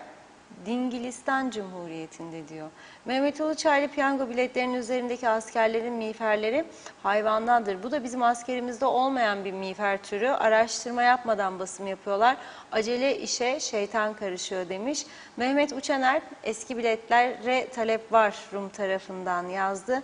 Sait Kumru, 74'ten sonra Kıbrıs Türk'ünde öyle bir alışkanlık oldu ki arpa etmedikleri yerden buğday biçmeye çalışırlar. Ayrıca Mevlid Kandili'ni dünyada Kıbrıs Türk'ünden başka hiçbir Müslüman ülkesi de kullanmaz diyor. Hasan Nihat Erduran, Ambargolu statüko budur dedi. Kimse denetim ve rekabet istemiyor çünkü vergi cennetiyiz ya o bakımdan demiş. Evet, Zeki Özgür Kanlılar asgari ücretten vergi kesileceği doğru mu diye bir sorusu var. Sayar Aker, fakirlerimiz kalmadı. Gemiler uçaklar dolup taşarlar ama şikayetler her gün baştan aşar. O gün Zeybekoğlu çalışmadan kazanmak sadece KKTC'de vardır diyor. Bu maalesef yıllardır böyle. Hüseyin Yener, evet Reşat Bey bütün Diyalog TV ekibine teşekkür ederim. Antalya'dan sevgiler selamlar demiş. Çok teşekkür ediyoruz. Sevda Uçar, düşünün ki devleti tehdit ediyor iş insanı. Asgari ücreti onaylarsanız ben de market ürünlerine 2 kat zam yaparım diye. Bol seyirler Kıbrıs'a. Necdet Mavi Gözlü, ben bu hükümetin sattığı piyango biletine 1 kuruş bile vermem dedi. Çünkü bu hükümete hiç güvenmiyorum. Yumurta alsak içinden sarısı çıkmayacak. O bilete vereceğim paraya başka yerlere harcarım demiş. Evet, Altan Kasinocu da bu atamalar olmasa ne kadar tasarruf yapılır dedi. Bir iki mesaj okuyup ara verelim. Nazime Nalbant, Reşat Bey ben de alacağım bu piyango biletini. Belki çıkar da bağış yaparım. Sizin dediğiniz gibi gözlüklü de olsan görünmez. Böyle mi olur büyük yazılarla? Lütfen yapsınlar demiş. Alanlara da iyi şanslar dilerim diyor Nazime Hanım. Murat Ulubey, Bakanlar Kurulu'nda artışlarla ilgili bir karar çıkmış. Haftaya cemile yardımı alan 7 kişi ve sosyal yardım alanlara artış var. Fakat çalışma dairesinden özürlü maaşı alanlarla ilgili bir karar yok diyor bir teyzem. Yücel Barbaros, 542-43 numaralı bilete 1 milyon çıkmış mesela yazdı. Sayar Aker, cuma erken geldi, hafta sonu eğlenmeye devam. Tıka basa yiyelim ve içelim. Ölümlü dünya, bu iş geri gelmeyeceğiz. Eğlenelim yahu diyor. Evet, sanıyorum tamamladım mesajları. Evet, teşekkür ediyoruz. Sözü Reşat Bey'e bırakıyorum. Buyurun. Evet, çok teşekkürler. Bu arada özelden de gelen mesajlar var, uyarıcı. Yani diyor mesela bir izleyicimiz, piyangolar konusunda deneyimli bir isim var diyor. Çok deneyimli ve başarılıydı ama şu anda evinde oturur diyor müşavir olarak. Şimdi bakın, ben dedim ki devletin işi değildir dedim bu. Neden? Şimdi bir mevcut kadro var. Maaş alıyorlar bu işi yapmak için. Bunun bir hesabının, kitabının yapılması lazım. Devlet piyangolar birimi devlete kaça mal oluyor? Kaç çalışanı var? Ne maaşlar ödeniyor, ne yatırımlar var? Kaça mal alıyor? Bir de bu görevden alınıp müşavirler ordusuna gönderilen ve maaş çekmeye devam edenler var. Bu kadar lüks bir devlet yönetim anlayışı nerede var acaba? Bu kadar lüks bir devlet yönetim anlayışı hangi ülkede vardır? Bir grup çalışan, bir grup da çalışmadan maaş alan müşavirler. Neden? Hükümet değişti, ben onu beğenmedim, benim adamımı getireceğim. Bilir mi bu işi? Bilmese de çünkü adayıydı. Yahut da işte bizim bilmem neyin nesiydi, partinin önde çuvalan falan. Ha da ben de seni dinleyeceğim. Da ben de senin bu sistemine ayak uyduracağım. Battıkça batacağım. Geleceğim devamlı benim kabus olacak. Geleceğimi düşündükçe kabus göreceğim. Ne olacak acaba bu ülkenin geleceği? Nasıl bir hayat bizi bekler? Hasta olursam hastanede doktor bulacak mıyım? Doğru teşhis konulacak mı? Hastaneden sağ çıkacak mıyım? İlacımı bulacak mıyım? Bir yerden bir yere giderken sağ selim gidebilecek miyim? Gece uyurken kapımı biri kırıp girecek mi? Ki kırıp giriyorlar.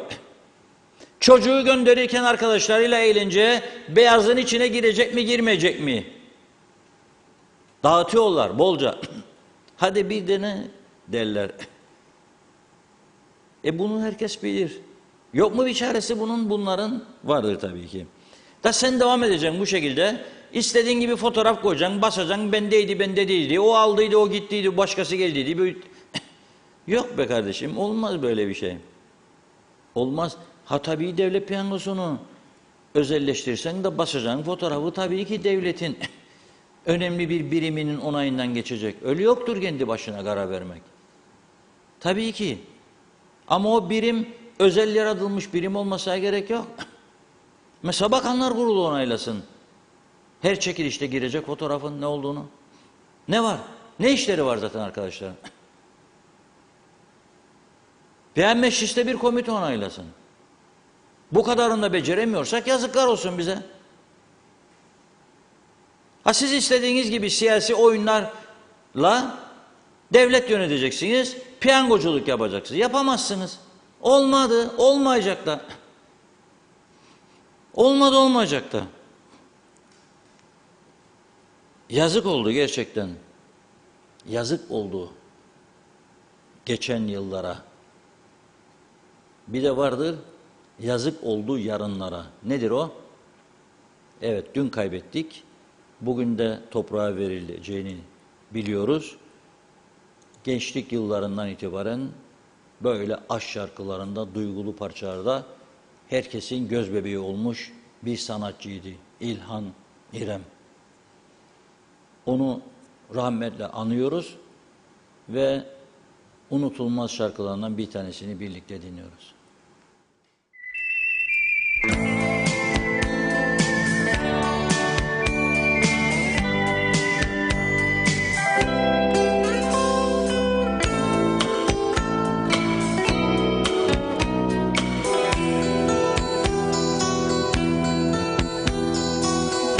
Hatırlar mısın bilmem, yıllar geçti üstünden. Yağmurlu bir akşamdı, söyledim sevgimi ben. Belki yağmurdu bilmem, süzülen gözlerinden. Utanmış, kızarmıştım, kaçmıştım gözlerimden. Yarınlar, yarınlar bizim demişti. Yarınlar, yarınlar bizim demişti. Yazık oldu yarınlara, avunurum anılarla. Hani nerede ümitlerim, hepsi sanki bir rüya.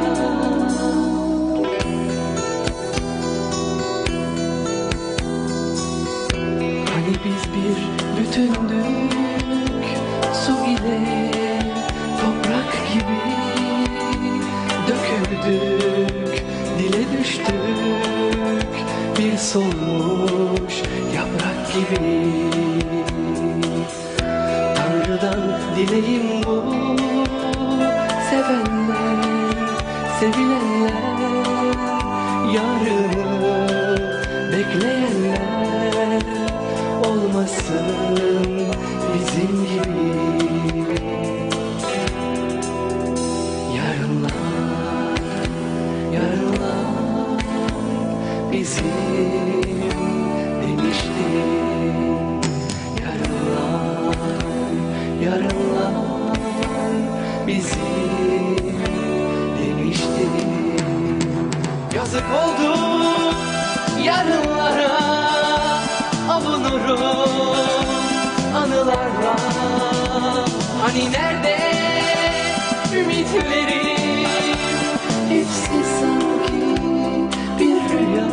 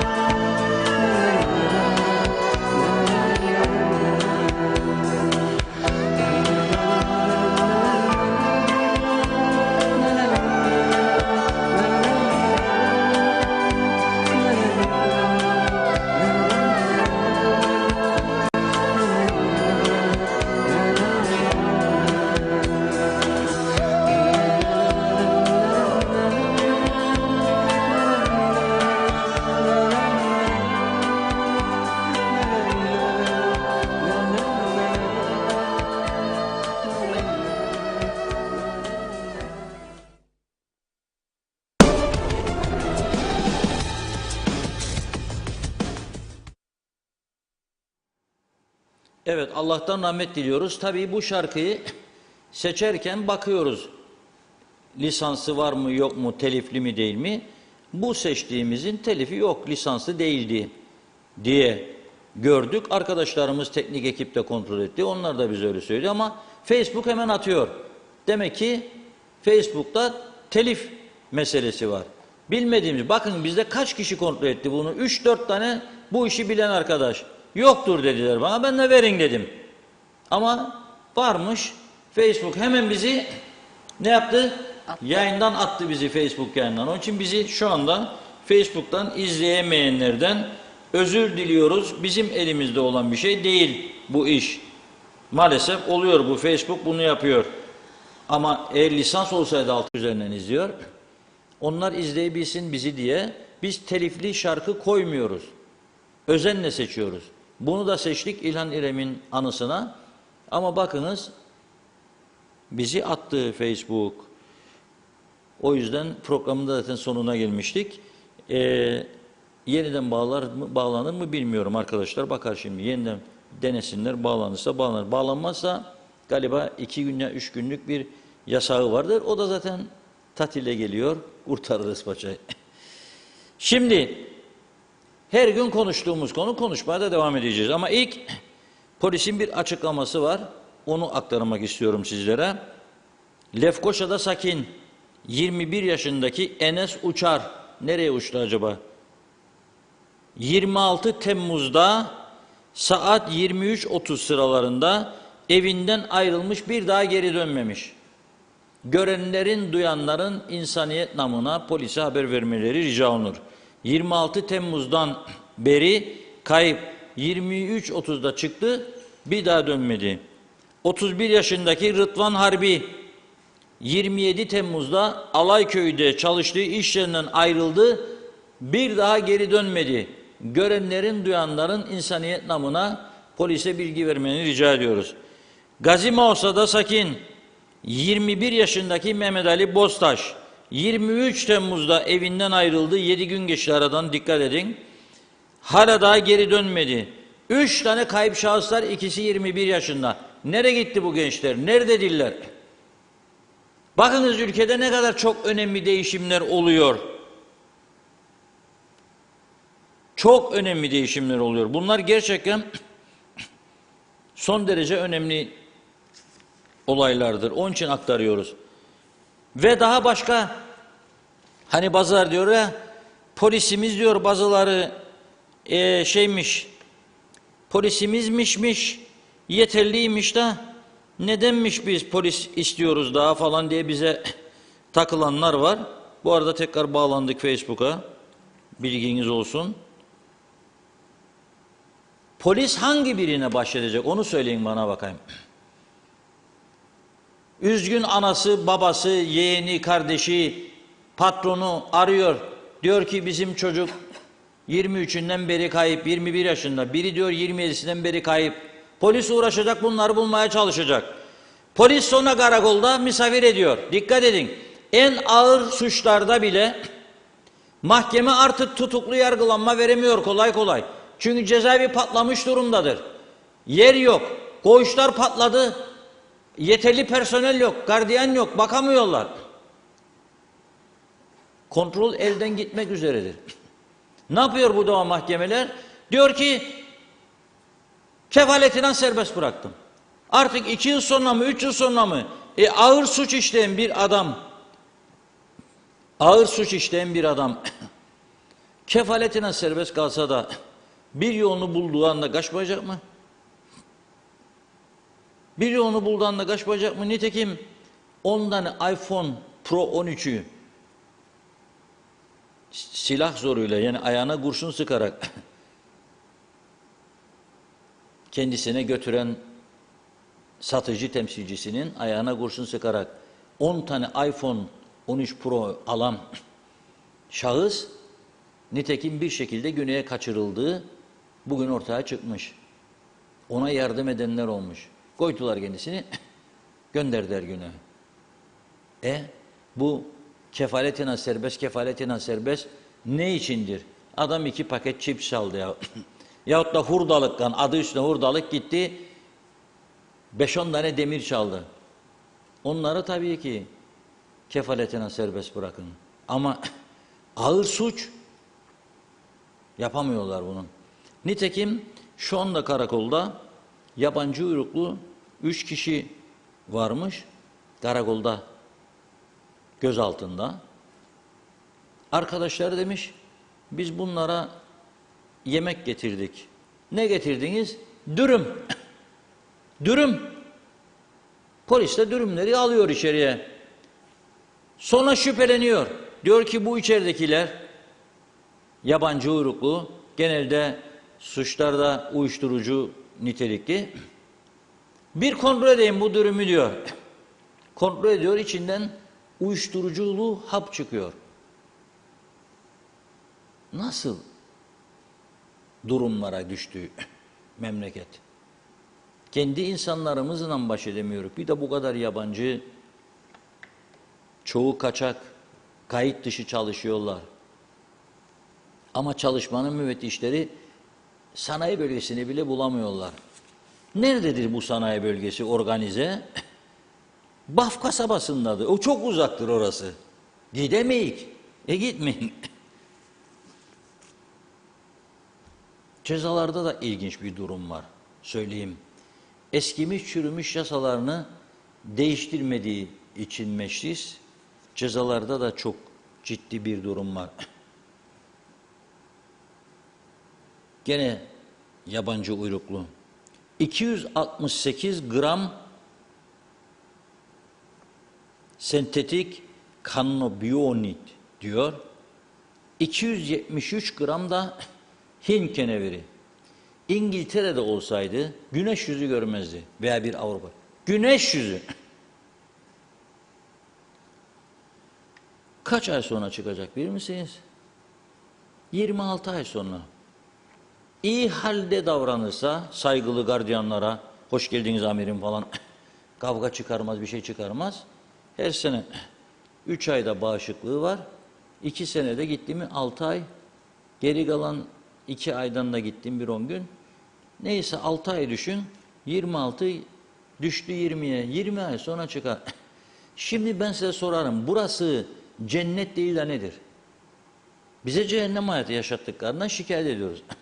Ama gerçekte burası bir cennet mi değil mi? Düşünün bakalım. Cennet mi değil mi bilmiyorum. Yani onun kararını siz vereceksiniz. Ve demiştim ki Kıbrıs konusuyla ilgilenmiyoruz. Çabucak geçeceğim çünkü vaktimizi tamamladık. Hızlı geçti gene bugün.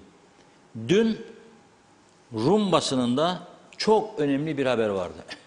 Çok önemli. Ve bu programın dışında ve bu gazetenin ve bu televizyonun dışında da bir yerin umursadığını da sanmıyorum. Rum müzakere heyeti biliyorsunuz. Onlar da bizim gibi değildir. Onlar yani mesela iktidarda savcıdır. Müzakere heyetinde hep kendi partisinden koymazlar. Soldan da korlar. Tecrübeli, deneyimli adamları. Bir de birliktelik sağlamak için. Anastasiadis'in heyetinde de Montpellier'in ve Crans-Montana'daki heyetinde kendi yandaşların olduğu gibi Komünist Akel Partisi'nden de vardı. Tumazos Çelebis. Politbüro üyesidir Agel Partisi'nin ama aynı zamanda Kıbrıs konusundaki büronun da başıdır. O Kıbrıs konusuyla ilgili partiye yönlendirmeler yapan şahıstır ekibiyle birlikte. 2 gün önce çok açıklamalar yaptı bir radyoda. O günden beridir kaynıyor Güney Kıbrıs. Ne dedi bilir misiniz? Anastasiadis dedi, çözüm ayağına geldi dedi. Türkiye bazı konularda BM Genel Sekreterine güvenceler verdi dedi. Anastasiadis dedi, bitirmedi dedi. Kesti müzakereleri dedi, aldı bavulu, benim uçağım bekler gideceğim dedi, gitti dedi. Anastasiadis buna cevap vermeye kalktı ama bazı bölümlerini daha bunun gibi başka iddiaları da oldu Çelebis'in. Mesela Rum Cumhurbaşkanlığında iddialı 3 aday var şu anda. Bir tanesi kimdir? Nikos Christodoulidis, eski Dışişleri Bakanı. Eski Dışişleri Bakanı Nikos Christodoulidis en gençleridir adayların. Diko Partisi ve EDEK Partisi, iki fanatik parti güneyde bunu destekliyor. Neden? Fanatizmen osla onun için, yani fanatik olduğu için kendileri gibi. O da ne demiş bilir misiniz orada? Toprak konusunu Akıncı harita verdi demiş bu Çelebi. Bu konuyu artık uzlaşalım, bitirsin de açıklayalım. Bu ne demiş bilir misiniz? Ben demiş Türklerle toprak pazarlığı yapmam, vatana ihanettir demiş. Adaydır ve güçlü adaylardan biridir. Ha şimdi Nigos güçlü adaylardan biridir. Zihniyet bu. Ne işin var da gittin orada bu kadar insanı da perişan ettin. Bir de bizim Cumhurbaşkanımızın dönemi sağ olsun Mustafa Akıncı Bey 200 tane gazeteci götürdü buradan, doldurdu uçaklara devletin paralarını. 200 yani sözün gelişi ama çok insan gitti. Diyalog medya dışında çok. Biz kendimiz katılmadık. Günahtır devlete, yapacak bir şey yok dedik orada. Çünkü siz zaten demeç verdiğinizde veriyorsunuz genel Anadolu Ajansı'na, Türk Ajansı'na. Zaten siz çoğu zaman sözcünüz gider verir. Otelde bulurmuş bizim arkadaşlar da. Arkadaşlar bugün bu oldu, açıklama yoktur falan. Oturun uyuyun otelinizde şarabınız için falan filan. Zengin kakadeci öder. Ödedi de çok paralar. Neyse. Gerçeğe gelelim. Şimdi diyor ki bu böyle anasosyalist diyor, hayır diyor falan. Ama diyor bazı bölümlerini diyor mesela kaçmayı, valizi alıp kaçmayı, toplantıyı yarıda kesmeyi söylemeyi diyor. Çok büyük tehlikeler var önümüzde. Dikkatli olalım, gözümüzü dört açalım. Önce içimizi kuvvetlendirelim, ekonomik durumumuzu. Sonra sağlam bir çözüme odaklanalım. Sağlam bir çözüme, Türkiye'nin yardımlarıyla, destekleriyle gelecekte başımızı ağrıtmayacak bir çözüme. Tabii Çelebi'sin söylediklerinin bir kısmı doğru değildir diye düşünüyorum. Çünkü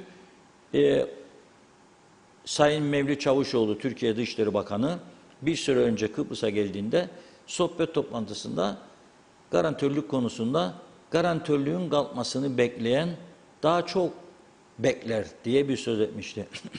Türkiye'nin kırmızı çizgisidir demişti. Onun için ben Türkiye'nin garantörlüklerin kalkacağına dair Anastasya'ya veya Genel Sekreteri güvence verdiğini düşünmüyorum. O bölümünü geçtim ama o genç arkadaş ki Cumhurbaşkanı'na adaydır, ilginç buldum. Son bir, bugünün taze konusu. Yunanistan Dışişleri Bakanı 2 gündür güneyde. Ne yapıyorlar? Yeni stratejik hedefleri veriyorlar. Çünkü 2023'te Kıbrıs konusu Türkiye'deki seçimlerden sonra gümbür gümbür gelecek diyorlar. Diyorlar. Çok iddialılar bu konuda. Hazırlık yaparlar. Şimdiden daha 1 yıl var. Yaparlar. Dendias ne yapmış bilir misiniz? 3 tane güçlü Cumhurbaşkanı adayını toplamış yanına. Bizde olsa hemen ne diyecek değil mi? Talimat verdi Türkiye Cumhurbaşkanı adaylarına. Gitmeyen de olabilir. Onlar gitti ama 3 tane güçlü adayı davet etmiş. 3'üyle de görüşmüş. Stratejik hedefler konusu falan filan, Kıbrıs konusu. Birazcık o iyi yönlerinden örnek alalım diyorum. Mübarek Cuma günü sizlere veda ediyoruz. Kalın sağlıcakla diyoruz. Pazartesi günü 1 Ağustos resmi tatil olduğu için bir gün de biz de tatil yapalım diyorum. Tayfunlarım yandı denizden güneşlenmeden de sıra bana geldi gibi düşünüyorum. Onun için tatil sonrasında inşallah maşallah görüşürüz. Ağzınıza sağlık. Çok teşekkür ediyoruz değerli yorumlarınız için ve programımızı burada noktalıyoruz. Ben de güzel bir hafta sonu geçirmenizi diliyorum. Yeniden görüşünceye dek hoşça kalın.